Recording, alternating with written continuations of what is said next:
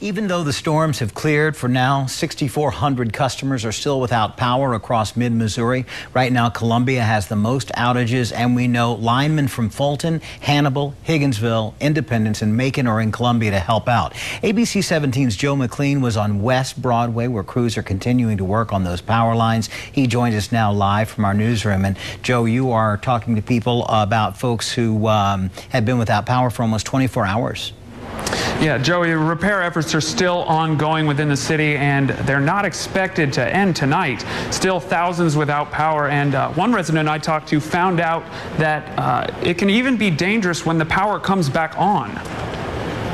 Our power came on for like a second, and we came out to look, and when the power came on, it sparked at the pole, and then it sparked right down the power lines. These two power lines right here fell down. Lynn McVeigh, along with thousands of others, is still without power in the aftermath of last night's storm. Her house near Broadway in Columbia is one of hundreds that was battered by debris. Then we actually had a flash fire up in our power lines, and then 3 of our power lines fell down. It was scary. Yeah, we're all like, oh my gosh, yeah. I'm screaming at my son. He's calling 911. I'm in the background. Tell him to come now. Electric workers told McVeigh the trees behind her house caught fire because a surge of power went through the lines that were still touching the branches.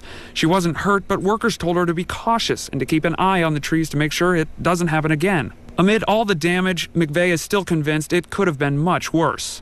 It's been nerve-wracking, but it's been fine. We're much better off than most people. Like you see this lady across the street, she's got a tree in her roof.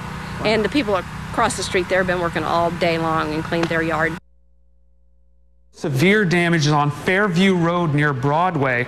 They say those fallen utility poles carried one 69 kilovolt transmission and two 13.8 kilovolt transmissions. Now that's enough to supply power to hundreds of homes. Live in the newsroom, Joe McLean, ABC 17 News. Joe, thank you. In all, 6 utility poles in that area that were 80 feet tall were broken off at or near the base. The distribution manager, who has been in the electric service industry for, he says, 35 years, says he's never seen anything like this out of a bout of storm damage.